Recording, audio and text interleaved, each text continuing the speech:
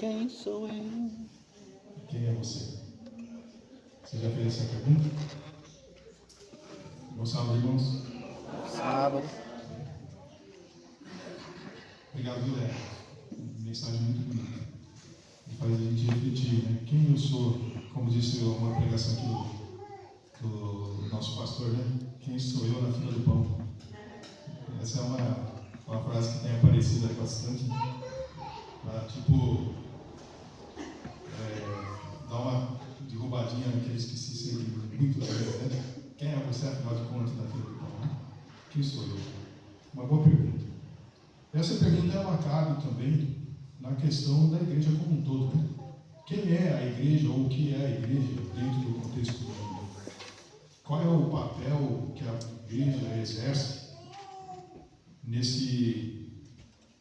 nessa confusão que a humanidade tem caído, tem entrado? Essa é uma pergunta que nós precisamos nos fazer e nós precisamos encontrar a resposta. Porque se eu perguntar no sentido prático o que é a igreja, muitos vão dizer a igreja sou eu ou a igreja somos nós. Mas não é essa a pergunta que eu estou fazendo. Eu estou fazendo a pergunta: quem é a igreja no contexto do mundo?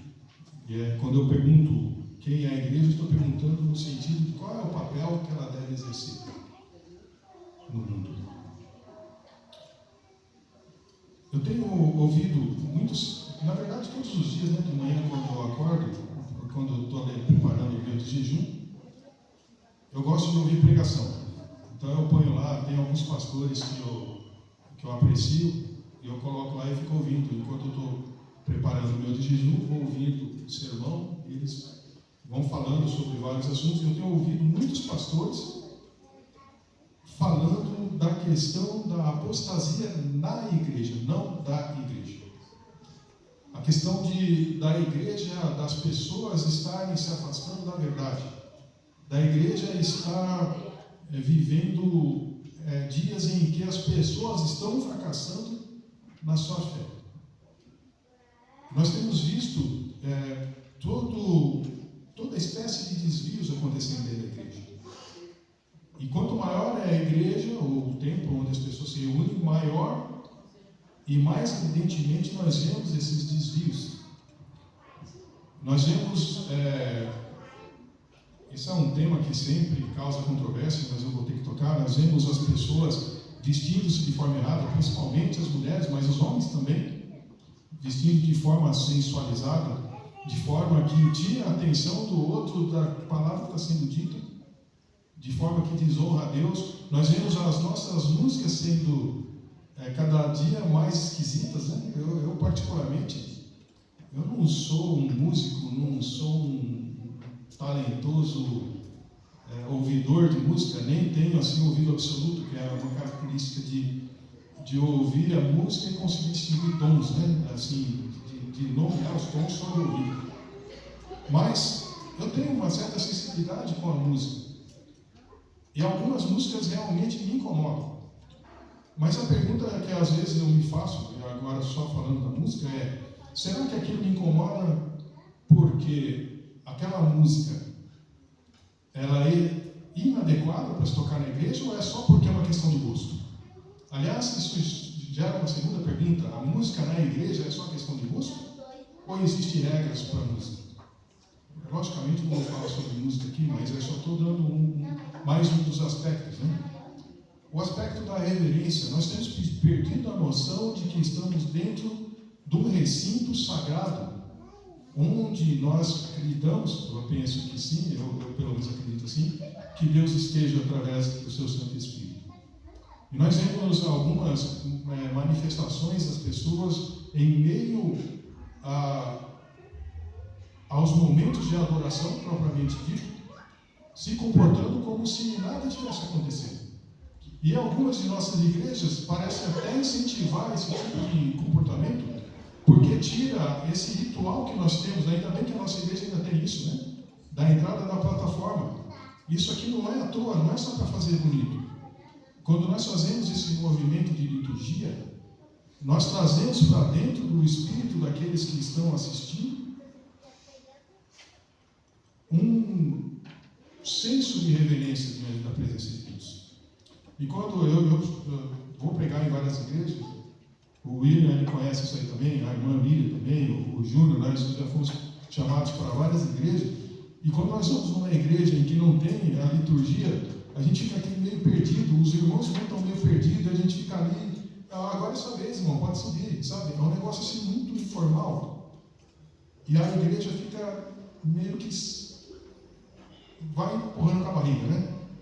E perde-se a noção do que é que estamos fazendo aqui. Fora a conversação, eu me lembro, teve um dia que eu fui pregar numa das igrejas aqui de Cosmópolis, não vou falar em qual, porque senão eu vou entregar os personagens. Mas eu fui pregar nessa igreja e ali eu estava falando e tinha duas menininhas assim, bem no meio do corredor, deitadas de bruços, pintando aquele papelzinho que a contadora de história dá para elas ali, depois da adoração infantil. E elas conversando em voz alta ali, falando, fulaninho, não sei o que e tal. Até que chegou um momento que eu não conseguia mais me concentrar no que eu estava falando. Precisei parar, fiquei olhando para aquelas meninas ali, acho que uns 2 minutos, e os pais nem aí. Até que eu tive que falar, alguém poderia pegar essas duas crianças aqui, por favor? Para que eu continue. Aí alguém se tocou e foi lá e pegou. E aqui na nossa igreja também um dia eu presenciei, eu estava bem sentado ali mais ou menos, ali onde está a Larissa, a irmã Luzia, ali. E bem na hora que troca o introito, o que os irmãos entendem que está acontecendo na hora que está tocando o introito e a plataforma está entrando? Eu, na minha mente, Deus está se fazendo presente também ali de uma forma especial. E bem naquele momento chegou um rapaz aqui na igreja que tinha sido estudante de teologia e fez o seu estágio aqui. E agora ele já era pastor. E ele entrou naquele meio ali perto da Marlene, eu não me lembro se era a Marlene, mas acho que não era não. Mas ele entrou ali e começaram a se abraçar e cumprimentar bem na hora da entrada do culto. Falta de noção da presença de quem nós estamos. E aí alguns meses, uns 2 ou 3 meses atrás, veio uma irmã aqui, de uma outra igreja lá do Parque Sé, vocês conhecem ela? Eu não me lembro, qual que é o nome dela? Anne, né? A Anne, ela veio e ela falou, não sei se vocês estão lembrados, ela falou justamente sobre todas essas questões. As questões de que nós estamos perdendo a noção do que é estar reverente diante da presença de Deus. E vou citar só mais umas 1 ou 2 situações para depois nós entrarmos propriamente no tema do sermão que eu quero passar para os irmãos hoje. Eu me lembro de uma vez que eu convidei uma moça lá de Arthur Nogueira, o Marco está se lembrando disso também, talvez alguém se lembre, e ela veio para pregar num domingo. E algumas pessoas olharam para a mãozinha dela, ela tinha um esmaltezinho azul clarinho. E eu sei que o Marcos teve que correr atrás de uma farmácia, achar acetona, né, Marcos? Para remover aquele esmalte da mão da moça, porque algumas pessoas ficaram escandalizadas. E não passou 1 mês ou 2, aquela mesma pessoa que tinha ficado escandalizada com o esmalte da moça estava com o esmalte também. E aí, numa conversa que eu estava tendo com algumas outras pessoas, inclusive com essa moça, que é muito minha amiga, inclusive, eu não estou falando mal dela, não, eu gosto muito dela. Ela foi, inclusive, minha aluna como adolescente e foi minha desbravadora quando eu fazia parte da direção do clube há uns 20 anos atrás. E ali a gente conversava, e aí surgiu justamente esse assunto de maquiagem, de pintar unha, batom, essas coisas. E aí eu fiz a seguinte pergunta: por que uma mulher não deve usar esmalte ou batom? O que vocês acham que ela me respondeu? O que vocês responderiam para mim? Agora estou fazendo uma pergunta para a congregação me ajudar. Como que é? Não entendi o que você falou. Qual? Escândalo? Ah, escândalo. É que você fala escândalo, eu estou respondendo só escândalo. O que ele está falando? Mas eu acho assim, é minha opinião. Cada um tem a forma de pensar, né? Eu acho que o cristão tem que ser o mais simples possível para adorar a Deus. Então, se você pintar e fazer dessa forma, está sendo igual ao povo do mundo, não vai ter diferença. Exato. Acredito que a maioria das pessoas que a gente perguntar vai falar isso. Hã? Sim, a gente acha. Mas a gente nem sabe por quê, às vezes. Quem falou ali escândalo, outros falam que é por causa que é vaidade. E aí, eu fiz a seguinte pergunta para aquelas duas moças que estavam conversando comigo ali. Eu falei, qual é a diferença entre usar batom, pintar a unha e pintar o cabelo? Porque as duas tinham cabelo pintado. Uma que, se eu não me engano, o cabelo dela é castanho escuro e ela estava quase loira. E a outra tinha uns, não sei qual é o nome daquele negócio, alguns fiozinhos de uma cor, outros de outra. O pessoal fala, acho que é luzes, alguma coisa assim. Qual que é a diferença? Uma pessoa que pinta o cabelo, ela está manifestando vaidade, sim ou não? Como uma pessoa que faz a maquiagem. Não precisa nem esconder normas. Não estou nem falando que pintar cabelo é pecado, nem estou falando que usar batom e esmalte é permitido, já que pode pintar cabelo. Não é nada disso que eu estou falando.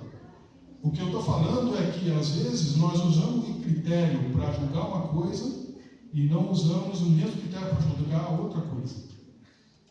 E o problema está justamente aí, porque nós não temos que julgar nada em ninguém. E às vezes, aí voltando ao caso da Anne, ela veio aqui e fez um sermão bastante severo.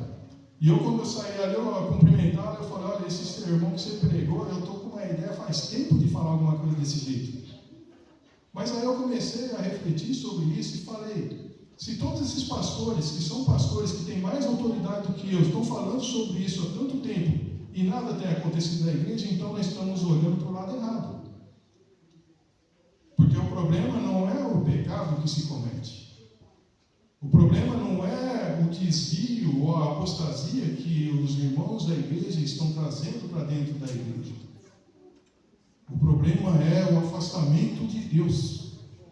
Nós estamos nos afastando de Deus e é esse o problema. Eu não posso ficar apontando para a irmã fulano, irmão ciclano e falar, a sua roupa é inadequada, ou a sua maquiagem, ou o seu cabelo, ou seja lá o que for. O que eu preciso fazer é buscar a presença de Deus. E quando eu busco a presença de Deus, o que eu vejo é que, às vezes, aquela pessoa para onde a gente aponta os dedos, ela é melhor do que nós. Porque quando eu olho para mim mesmo comparado com Cristo, com Deus, quando eu passo a conhecê-lo melhor, eu vejo quão miserável eu sou e quanto eu sou injusto em julgar outras pessoas. Eu não posso ficar apontando o dedo para essas pessoas. E aí é que a gente entra, então, no escopo do que eu quero falar hoje. Tudo isso aqui foi só introdução. Irmãos, eu estou com a garganta um pouquinho ruim, que eu fiquei esses 2 sábados fora e não estava viajando não. Eu estava com a garganta inflamada, eu estava até mudo, não conseguia nem falar. Sábado passado era para cantar, né? Falei, não vou poder nem ir, porque além de a garganta ruim, eu estava tossindo. Hoje eu não estou tossindo, eu estou um pouquinho irritado. E isso é uma coisa que tem que ser tornado crônica comigo, porque eu tenho refluxo, né? Aquele refluxo endofágico. E o ácido estomacal sobe e ele vai machucando a garganta assim. Quem me ouve ali na classe vê que quase sempre eu estou com a garganta meio ruimzinha. A Léa sempre me chama, eu quase... Vocês têm notado que eu quase não tenho vindo cantar, né? Porque a minha garganta tem ficado bem ruim por causa disso aí. Eu preciso tomar alguma atitude, tá? Então, se eu começar a tossir aqui, sabe que é por isso aí. Mas vamos continuar então. Então, qual que é o escopo do que eu quero falar aos irmãos hoje? A igreja, ela está passando sim por uma crise e tudo isso que eu falei é verdadeiro. Mas essas coisas, elas são apenas um sintoma. Ela não é a doença. É como se uma pessoa que tem um tumor no cérebro e sente dor de cabeça e aí ela toma Novalgina para parar a dor. Pode ser até que a dor pare, mas o tumor está lá. É como uma pessoa que tem, que nem eu não bebo mais, faz tempo que eu não bebo café, mas quando eu bebia café eu sentia dor de cabeça, a minha mente ficava turbada, eu ficava meio E a mesma coisa, eu tomo café, fico com dor de cabeça, eu vou lá e tomo uma Novalgina ou um paracetamol, mas a causa ainda continua lá. A pessoa que tem sensibilidade no fígado continua comendo gorduras e aí toma remédio para o fígado, porque está se sentindo mal. Mas a causa não é tirada. E esse é o problema da igreja. O nosso problema não é o pecado que as pessoas que estão na igreja cometem. Isso é só sintoma. É o sintoma de uma doença. E essa doença se chama afastamento de Deus.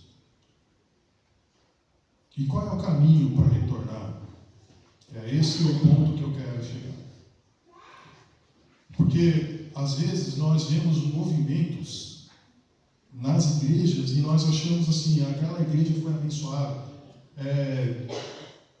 Agora nem tanto, mas quando tinha as semanas de oração, que hoje nós mudamos o nome para evangelismo, né? A igreja lotava de pessoas, e então nós dizíamos que tinha sido uma bênção. Nem sempre encher a igreja de pessoas é bênção. Às vezes é melhor que ela esteja vazia, com menos pessoas, mas tenha mais a presença de Deus do que muita gente que, na verdade, vem mais para atrapalhar aqueles que querem adorar a Deus em espírito e verdade do que outra coisa, né? O profeta Isaías, no capítulo 29 do seu livro, no verso 13, ele diz assim: este povo se aproxima de mim com a boca e me honra com os lábios, mas o seu coração está longe de mim. E hoje é uma verdade, e eu não digo isso só na nossa igreja, a Igreja Adventista do Sétimo Dia, isso é uma verdade no mundo evangélico como um todo. Hoje de manhã eu estava ouvindo um pastor pregar, como é o meu hábito, como eu acabei de falar para vocês agora, né? E ele falava assim: o mundo nunca teve tantas publicações da Bíblia, tantas versões. Existem casas que tem uma Bíblia para cada pessoa da família e, além dessas, ainda tem mais umas 10. Eu mesmo lá em casa tenho uma coleçãozinha de, acho que 12 Bíblias, cada uma diferente da outra. Tem a Bíblia de Jerusalém, a Bíblia hebraica, só que ela está em português, mas ela foi escrita por judeus, né? Então ela está de acordo com o que os judeus entendem da Bíblia. Eu tenho a Bíblia em inglês, espanhol, aí em português eu tenho acho que umas 4 ou 5 versões, e tem a Bíblia da Testemunha de Jeová. Então, tem todas essas Bíblias disponíveis. O Brasil é um dos países onde mais existem cristãos. Do ponto de vista da Igreja Católica, é o país mais católico do mundo. Do ponto de vista evangélico, eu acho que só perde para os Estados Unidos. Evangélico, eu falo protestante, na verdade, né? Então, nós vemos igreja para tudo quanto é lado. Aqui na nossa rua mesmo, além da nossa, tem uma aqui em cima, tem acho que mais 2 aqui embaixo, e acho que tem mais uma desse lado aqui. Aqui atrás de nós tem uma também. Você vai na rua de lá, tem um monte de igreja.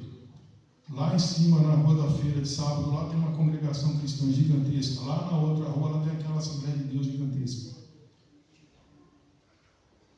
Um monte de gente que você pergunta, diz que é evangélico ou é cristão, alguma coisa assim. E, no entanto, o Brasil nunca teve uma decadência moral tão grande quanto está agora. Nunca teve uma decadência de violência tão grande quanto está agora. Por quê? Justamente por causa desse verso aqui.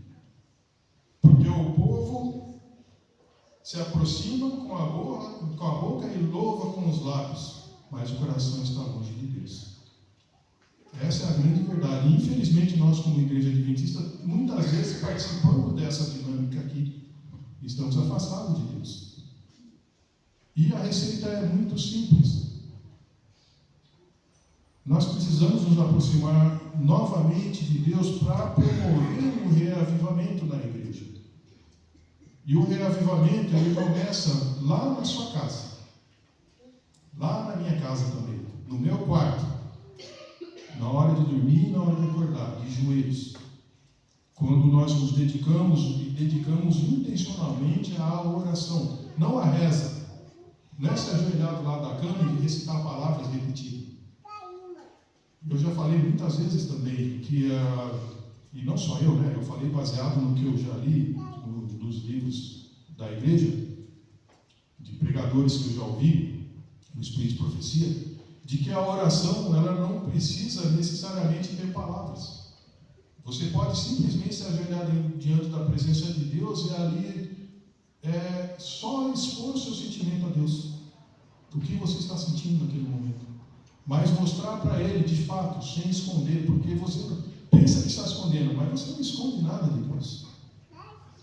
E Deus, Ele quer isso aí mesmo, Ele quer o seu coração podrão mesmo lá, caindo aos pedaços, rachado, endurecido.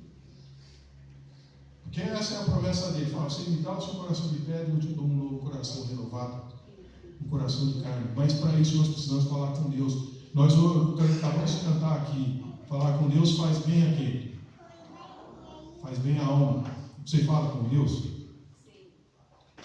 Eu já aconteceu de eu me ajoelhar para orar na hora de dormir, ao invés de eu pedir que Deus abençoasse o meu sono, eu pedi para que Ele abençoasse o alimento. Depois eu percebi o que eu estava falando. E já aconteceu o contrário também. Eu sentei para almoçar e falei, abençoasse, o que quer dizer? Esse alimento. Porque a gente costuma rezar. Ultimamente eu não tenho mais feito isso. Eu tenho orado de verdade. Então, a oração. Mas o caminho para a oração, ele tem alguns aspectos, né, além disso que eu falei, que precisam ser observados. Falar com Deus de coração aberto. Mas falar com Deus de uma forma sistemática. Ter horário para falar com Ele. E não precisa ficar falando muito, não precisa falar palavras rebuscadas, não precisa ficar tentando impressionar a Deus com suas palavras. Sabe por quê? Porque não são suas palavras que chegam lá.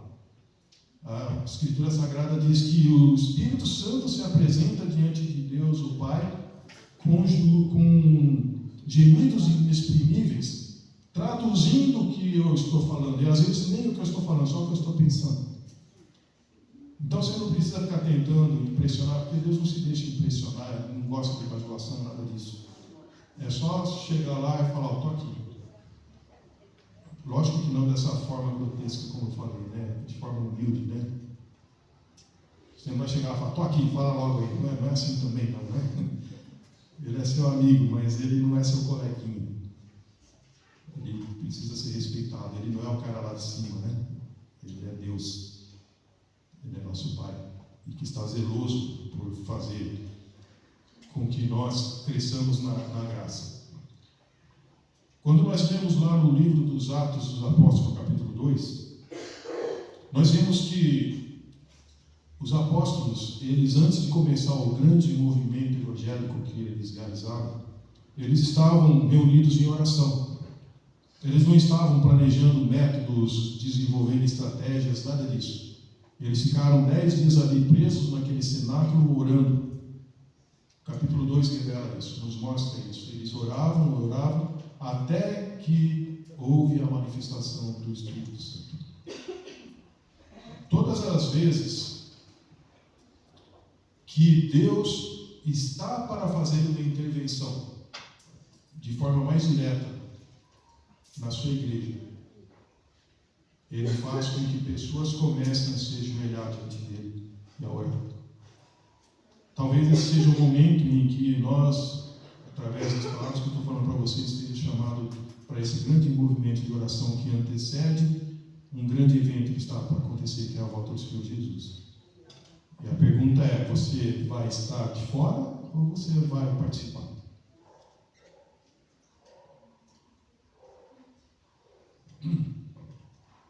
A maior crise da igreja não é a perseguição externa, mas a frieza interna, já dizia um sábio, né? Nós, por causa da nossa frieza, nós nos afastamos muito de Deus e deixamos com que as coisas se descambem. E o trabalho de Deus vai sendo empurrado com a barriga. E nós, às vezes, vimos para a igreja apenas por formalismo e nem percebemos. Achamos que estamos fazendo a vontade de Deus. Mas quando nós nos mobilizarmos na oração, o nosso trabalho em prol da obra de Deus, o nosso ministério, porque todos nós temos uma única missão. Qual é a nossa missão? Levar a palavra de Deus a todo mundo. Essa é a grande comissão, não é isso? Que está lá em Mateus capítulo 28. versos 18, 19 e 20. Né? Ide, portanto, a todo mundo, pregar o Evangelho, né? Fazer discípulos, ensinando a guardar todas essas coisas. Não é isso que está escrito lá? Mas tem uma outra parte também da grande comissão que não está em Mateus, ele está no livro dos Atos, no capítulo 1. Estou até correndo aberto aqui. Eu peço para os irmãos que abram aí. Atos dos Apóstolos, capítulo 1, verso 8.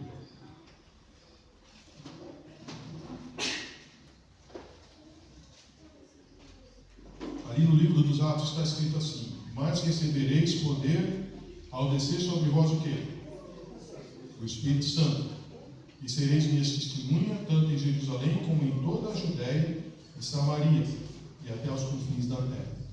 Veja que Jesus, um pouco antes dele ascender ao céu, ele faz essa promessa aos discípulos, e ele diz que a descida do Espírito Santo traria poder à igreja. Mas o poder que ele está falando aqui é o poder para quê? Não é para pregar. Nós pensamos que o Espírito Santo vem para nos tornar super cristãos. Cristãos capazes de falar em público, ir lá diante do Lula, do Alexandre de Moraes, do Bolsonaro, do Trump, do Papa, e falar com eloquência. Mas olha o que ele está falando aí. O próprio texto está respondendo: recebereis poder do alto e sereis o quê? Minhas testemunhas. Uma testemunha, ela faz o quê? Ela fala do quê? Do que ela viu. Eu não posso dar um testemunho a respeito de um crime que aconteceu em São Paulo porque eu não estava lá. Eu não posso dar um testemunho a respeito de um crime, mesmo que eu não esteja lá e eu também não seja um especialista em alguma coisa, para que o juiz, os advogados me interpelem e falem assim: olha, quando acontece tal coisa é assim mesmo? Por exemplo, um médico legista, ele pode não ter testemunhado o crime, mas ele pode ser arrolado com testemunha de um assassinato, a facadas, por exemplo, e aí a pessoa é baixinha e a pessoa que morreu, ele recebeu uma facada de cima para baixo. Aí fala: é possível isso? Aí fala: não, a não ser que a pessoa estivesse de joelho. Ah, mas as evidências mostram que não está de joelho. Então ele pode ser testemunha também, mas ele tem um conhecimento para testemunhar. E a mesma coisa conosco. Como nós poderemos ser testemunhas de Jesus, como está escrito aqui, sereis minhas testemunhas, se nós não o conhecemos? O pastor Bulhon, ele escreveu um livro que chama Conhecer Jesus é Tudo. Quem conhece esse livro aí? Quem já leu? É um livrinho curtinho, fininho assim, ó, gostoso de ler. Já li acho que 2 ou 3 vezes ele. Eu estou com ele lá, novinho, eu vou ler de novo, porque o antigo que eu tinha já perdi, eu dei para alguém, então eu vou ler de novo, porque ele é gostoso de ler. E lá ele fala assim: é impossível conhecer Jesus e não amá-lo. E é impossível amar Jesus e não servi-lo. Se hoje nós não servimos adequadamente a Jesus, se hoje o nosso testemunho é pífio, é porque nós ainda não conhecemos Jesus. Abram suas Bíblias aí um pouquinho atrás, no livro de João, capítulo 17, verso 3. João 17, verso 3.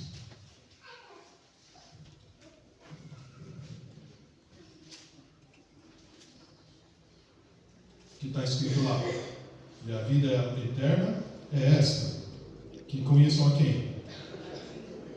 A ti, o único Deus verdadeiro, e a Jesus Cristo, a quem enviaste.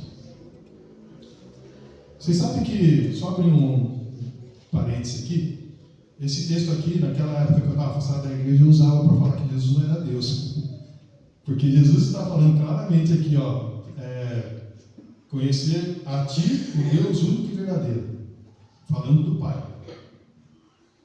Quando a gente entende a dinâmica da Trindade, a gente entende por que ele está falando isso. Porque ele pode dizer, e eu também posso dizer, que Deus, o Pai, é o único Deus verdadeiro, sem ferir a divindade de Jesus, sem ferir a divindade do Espírito Santo.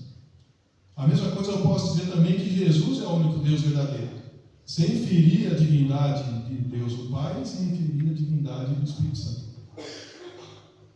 Porque são 3 pessoas, mas são um único Deus, então ele é o único Deus verdadeiro mesmo. Porque não são 3 deuses, né? Eu não poderia dizer são 3 deuses verdadeiros, é só um. Né?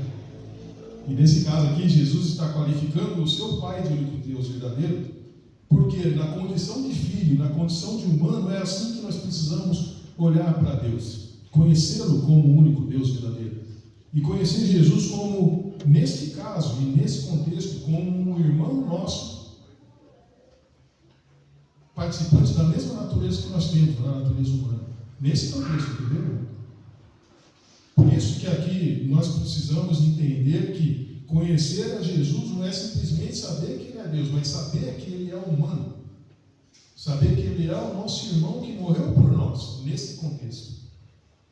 Conhecer a missão dele nesse contexto. E a única forma de conhecer a Deus que nós temos qual é? Como que nós conhecemos a Deus? Existem, a maioria, na verdade, das denominações, dizem que agora nós estamos na dispensação do Espírito.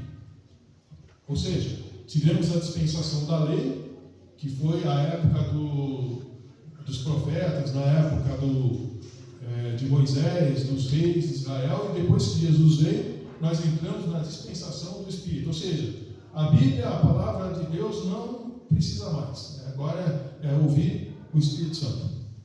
Só que a própria palavra de Deus diz que quem foi o inspirador dos profetas foi o Espírito Santo.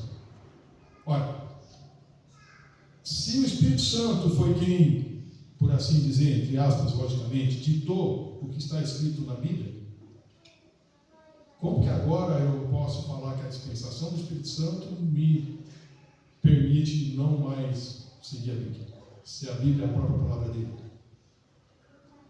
O Espírito Santo, por acaso, ele falou uma coisa lá no passado e agora falou outra. Mas a palavra de Deus, ela traz para nós o conhecimento de quem é o Senhor Jesus. E o Espírito Santo, como consolador e revelador das riquezas de Cristo, ele desde lá do passado, ele vem mostrando em todas as Escrituras, e o próprio Senhor Jesus falou isso, quem era o próprio Senhor Jesus. Todas as Escrituras Sagradas mostram quem é Ele. Então, a forma que nós temos de conhecer a Jesus não é tendo transes arrebatados, não é tendo estimiliques no chão, não é manifestações de demônio dentro da igreja para a pessoa expulsar. Não é isso. Mas sim ser direcionado por esse mesmo Espírito que inspirou as Escrituras a conhecer o Filho de Deus como estando a Escritura repleta da verdade sobre ele, de que ele viria e agora para nós que ele já veio. O próprio Senhor Jesus disse: as Escrituras são o quê? Quem testifica de mim. O que é testificar? É a mesma coisa que testemunhar. Então, sempre foi sobre dar testemunho. E para se dar testemunho é necessário que se conheça. E se as Escrituras testificam de Jesus, é porque as Escrituras conhecem a Jesus. E se nós queremos testificar e ser testemunhas de Jesus, nós precisamos conhecer Jesus através das Escrituras Sagradas. O estudo da Palavra de Deus vai trazer o conhecimento que nós necessitamos de Jesus. E se trouxer esse conhecimento a respeito de Jesus, Jesus disse: quem me conhece a mim, conhece quem? Ao Pai que me enviou. Então, através do conhecimento de Jesus, que é o Filho de Deus, nós conheceremos também o Deus verdadeiro, o Deus único, que é o Pai. E se nós conhecemos a estes dois seres, essas duas pessoas, através da terceira, que é o Espírito Santo, nós alcançaremos a vida eterna, porque é isso que está escrito em sua palavra. A vida eterna é esta: que conheçam a Ti, o único Deus verdadeiro, e a Jesus Cristo a quem enviaste. Esse é o conhecimento que nós precisamos ter. A reforma, eu falei agora há pouco do reavivamento. O reavivamento que eu falo não é um culto entusiasmado, mas é um culto com poder. A irmã Miriam estava falando aqui de trazer, de tornar o culto de quarta-feira, a última quarta-feira do mês, um culto verdadeiramente de poder. E nós precisamos trabalhar para que isso aconteça, mas não é um culto de poder só no nome, tem que ser algo que traga realmente poder à igreja. Mas esse poder da igreja não é esse poder de fazer cultos brilhantes, maravilhosos, nada disso, mas é o poder de mostrar para nós mesmos o quanto nós necessitamos e precisamos andar na presença de Deus, o quanto nós carecemos de estar com Ele.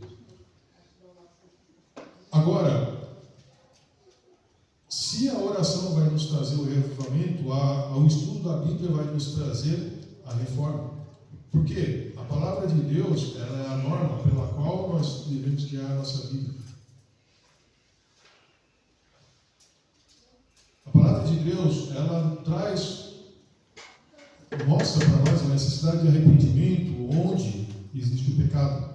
Ela mostra o pecado para que nós nos arrependamos. E essa é uma das missões do Espírito Santo, não é isso? Quando esse Consolador vier, ele fará o quê?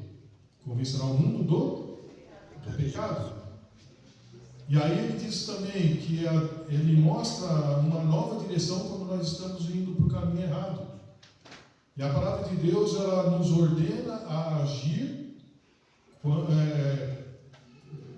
de forma obediente, obedecendo aos mandamentos de Deus. Eu vi esses dias também um cartazinho, né? Um folder na internet, que tinha assim, vocês lembram daquela parábola que Jesus fala do caminho largo, do caminho estreito? Tinha um caminho largo, cheio de gente andando por ele, e outro caminho mais estreitinho, só com 2 pessoas andando. E aí tinha uma plaquinha em cima assim, apontando para o caminho largo. Estava escrito assim: creem em Deus. E a outra plaquinha que apontava para o lado estreito: obedecem a Deus. A palavra de Deus diz que até os demônios creem, estremecem. E tem tudo a ver com isso. Crer em Deus não é suficiente. Nós precisamos obedecer também.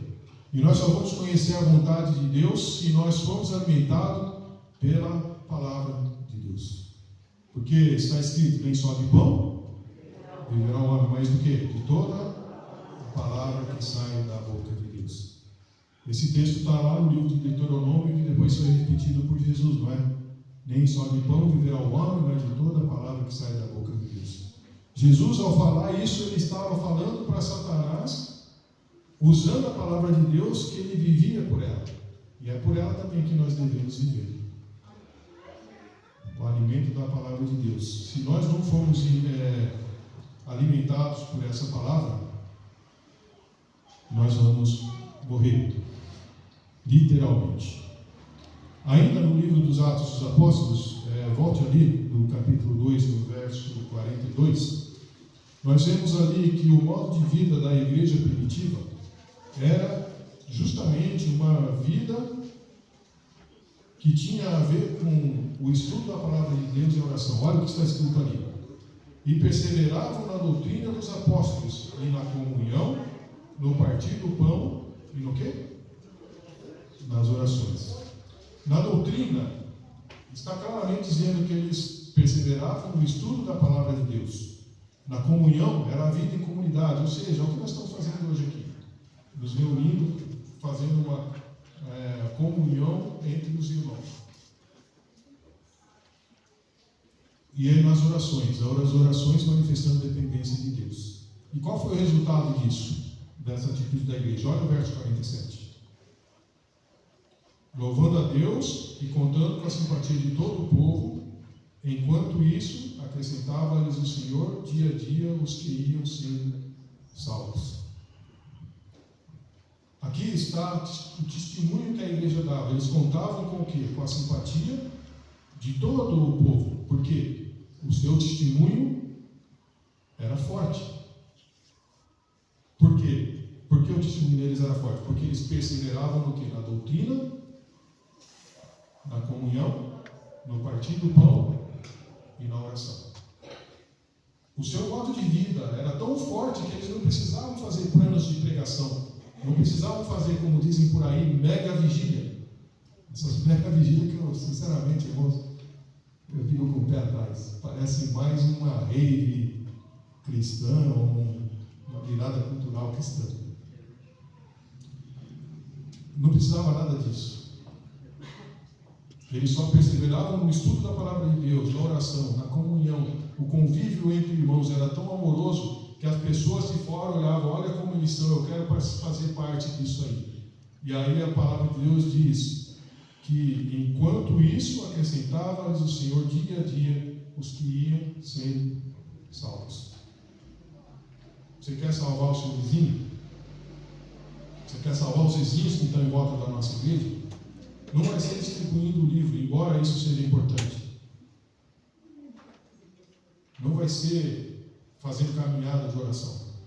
Vai ser a sua vida manifestando aos outros que você é diferente, que você tem algo melhor para oferecer do que o mundo oferece. Se nós formos oferecer a mesma coisa, é uma frase que eu sempre ouço, precisamos fazer algo para que os jovens fiquem na igreja. Nós não precisamos fazer nada para que os jovens fiquem na igreja, a não ser pregar o Evangelho, a cruz de Cristo. E essa pregação tem que ser suficiente para atrair o jovem. Se o jovem, a criança, o velho, ou qualquer um que seja, não for atraído pela cruz de Cristo, então ele está vindo para o lugar errado pelo motivo errado. Se nós oferecemos show para as pessoas, o nosso show vai ser tão pífio que não vai trazer. E é o que tem acontecido, porque a gente fica tentando misturar coisas erradas com as coisas de Deus. Os errados conseguem fazer bem feito, faz bonito, e aí eles atraem bastante gente. Aí a gente quer fazer mais ou menos parecido para trazer para cá, e a gente nem atrai e ainda afasta aqueles que querem vir para o motivo certo.